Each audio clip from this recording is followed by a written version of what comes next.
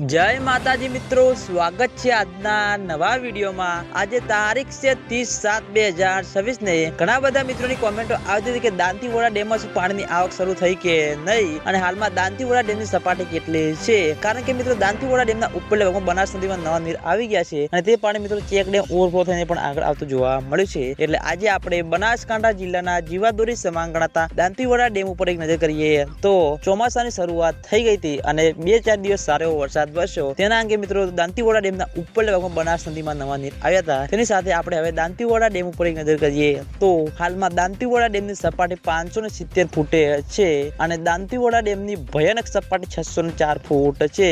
અત્યાર સુધીમાં દાંતીવાડા ડેમ 26.44% ભરાયેલો છે। તેની સાથે ઘણા બધા મિત્રોની કોમેન્ટો આવતી હતી કે દાંતીવાડા ડેમમાં નવા નીરનું આગમન થયું કે નહીં। કારણ કે મિત્રો દાંતીવાડા ડેમના ઉપરના ભાગમાં બનાસ નદીમાં નવા નીર આવી ગયા છે। તે પાણી મિત્રો હજુ સુધી દાંતીવાડા ડેમ સુધી પહોંચ્યું નથી। કારણ કે મિત્રો થોડું પાણી આવી રહ્યું છે। તે પાણી મિત્રો હજુ સુધી દાંતીવાડા ડેમમાં નવા નીરનું આગમન થયું નથી અને દાંતીવાડા ડેમમાં નવા નીરનું આગમન થશે તો સૌથી પહેલા તમને બધાને આ ચેનલ દ્વારા વિડીયો બનાવીને જાણ કરવામાં આવશે। એટલે તમે બધા અમારી ચેનલ ઉપર નવા હોય તો વિડીયોને લાઈક કરી દેજો, કોમેન્ટ કરી દેજો અને ચેનલને સબસ્ક્રાઇબ પણ કરી દેજો। તો મિત્રો જય માતાજી।